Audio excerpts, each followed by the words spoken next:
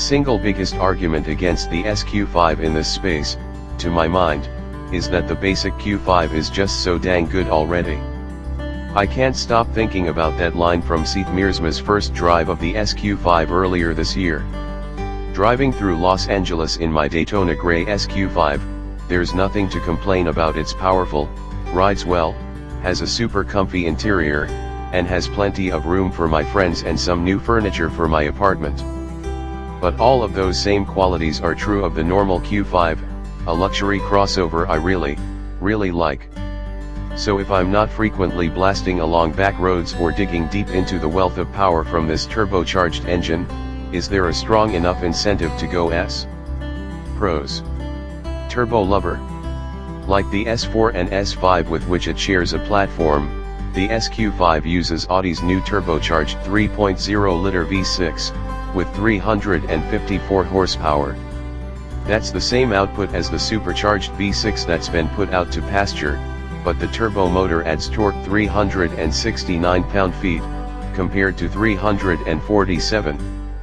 That's enough to move the 4,400-pound crossover to 60 miles per hour in just over 5 seconds, though you have to dig deep into the throttle to eke out the available thrust.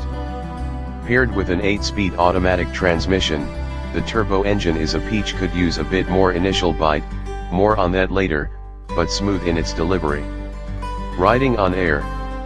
The SQ5 comes with the air suspension that isn't available on the U.S spec base Q5. The main benefit here is that it offers a cosseting ride, even with the comically large 21-inch wheels of this test car. Whether in the comfort, auto, or sport settings of the Audi Drive Select, the SQ5 is smooth and solid, with progressive and predictable body motions. It's a lovely cruiser, but still offers plenty of composure during brisk cornering. Handsome devil. The visual changes between Q5 and SQ5 are minor, but wow, is this a looker. Maybe it's those huge wheels, but this CUV really has some presence, and aside from red brake calipers and small badges, there aren't any big telltale signs that this is the sportier of Audi's crossover models. It's a cohesive, nicely sculpted package, and the sporty stuff doesn't look tacked on. It's like Audi designed this thing to be an SQ5 from the start, and just toned it down for normal Q5 duty. Great cabin. Ooh, nice seats. That's the first thing one of my passengers said when climbing in, greeted by the diamond stitching on the supportive leather chairs. The Q5's cabin is sleek and modern, and the SQ5 only enhances those attributes, with nice materials and a contemporary design. Even this black and gray color scheme looks lovely. A similar treatment would probably look drab in a BMW X3, but not here in the SQ5. Must have tech.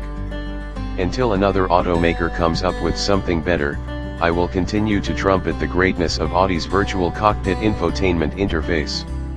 Nothing from any other luxury automaker comes close. If you want the best of the best in terms of onboard tech, the huge, crisp display and easy-to-use interface of virtual cockpit cannot be beat. Cons. Not special enough.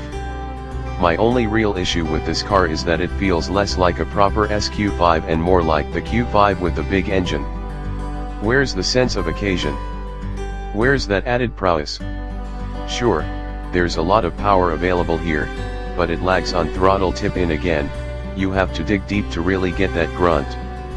That's fine when you're driving fast on good roads like the one Seyth drove up in British Columbia, but in daily situations, there's no special feeling, no off-the-line punch or around-town stamina.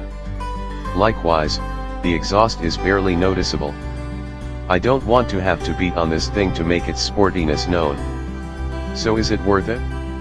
I'm not so sure. Don't get me wrong, the SQ5 is a real honey of a car, a luxury crossover that does just about everything well.